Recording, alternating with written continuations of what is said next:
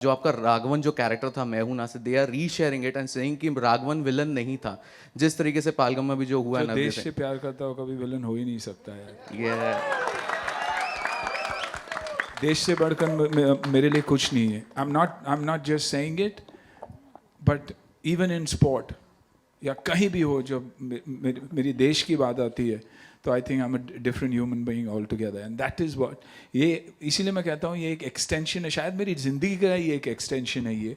और I have never you know, मैं कभी डरा नहीं हूँ। राघवन नेगेटिव था अकॉर्डिंग टू द स्क्रिप्ट, लेकिन जब मैंने सुना, मुझे 2 मिनट लगे हाँ बोलने के लिए, एंड आई स्टिल रिमेंबर फारा टेलिंग मी कि यू नो अच्छे अच्छे सुन के डर जाते, you're नेगेटिव। आई सेड मैं नेगेटिव कैसे हूँ? दुश्मन हमारा हमेशा वही रहेगा। मेरा यू नो मेरी बच्चे की मौत हुई है और बॉर्डर के उस पार है।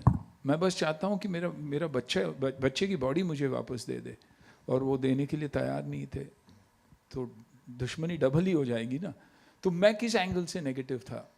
देव के पॉइंट ऑफ व्यू से भी मुझे अवार्ड मिला था कि धड़कन में कि ये नेगेटिव है, लेकिन एक इंसान जब अपनी गर्लफ्रेंड से इतना प्यार करता है, वो नेगेटिव हो कैसे सकता है? So you know I always look at my characters that way, and Vegda जी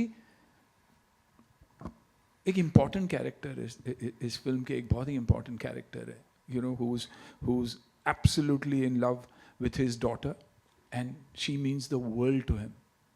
और जब आप कहानी देखोगे आप समझोगे कि ये प्रेम कहानी कैसी प्रेम कहानी है, ये बहुत ही अलग प्रेम कहानी है। जब पिता को समझ में ही नहीं आता इनिशियली कि बेटी तो करने क्या जा रही है, बट शी सेज नहीं पापा यही चाहिए मुझे, और उसमें भी एक रिलेशनशिप है। तो आई थिंक बहुत खूबसूरत कहानी है ये, और इसलिए हमने बनाई। और आप अगर कास्ट वैसे देखने जाओ तो बॉक्स ऑफिस के पॉइंट ऑफ व्यू से बोलेगा खरीदेगा कौन ये film?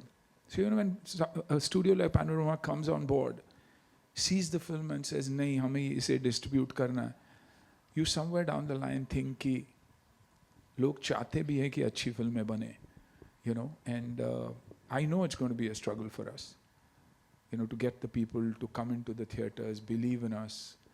But I think what they will believe is the story, is the script, and that's why. मतलब ऐसे सब्जेक्ट्स पे हमें फिल्म नहीं बनानी है, क्या रीज़न था? आई थिंक हिस्ट्री को ही तकलीफ थी। हमारे कॉलेजेस में, स्कूल में भी कभी नहीं पढ़ाया गया। हमें औरंगज़ेब के बारे में और अकबर के बारे में और बिरबल के बारे में बताया गया था, लेकिन हमारे हीरोज़ के बारे में कभी नहीं बताया गया।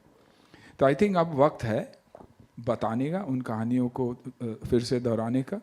The audience has changed. काफ़ी मीडियम्स है जहाँ ये कहानियाँ उन तक पहुँच सकती है, लास्ट माइल तक पहुँच सकती है, एंड यूज़र तक पहुँच सकती है। तो आई थिंक वो बहुत ही इम्पॉर्टेंट बात है। और मेरा मानना ये भी है कि हम वो भूल चुके हैं कि एक ऑडियंस होती है जो फिल्म में देखना चाहती है, they are responsible for the success और the failure of a film. हम फाइनेंशियल टेबल पे जब सक्सेस हो जाती है फिल्म, हम समझ लेते हैं कि it's a successful script, but no, unfortunately 5, 2, 3, 4 साल से हम ये देखते आ रहे हैं। तो I think it's important that we go back to the drawing table and take out such stories and narrated in your own particular way. 28 states, 9 union territories, हर state, हर यूनियन टेरिटरी की एक कहानी है। तो अगर उन इलाकों में से कोई ना कोई आके, जैसे कनू भाई, he came up and he said, I want to tell the story of Gujarat. Maybe I would not know as much. I would want to talk about a story from Karnataka. तो वैसे ही अगर actors, directors, producer निकलेंगे तो अच्छी कहानियाँ बनेंगी।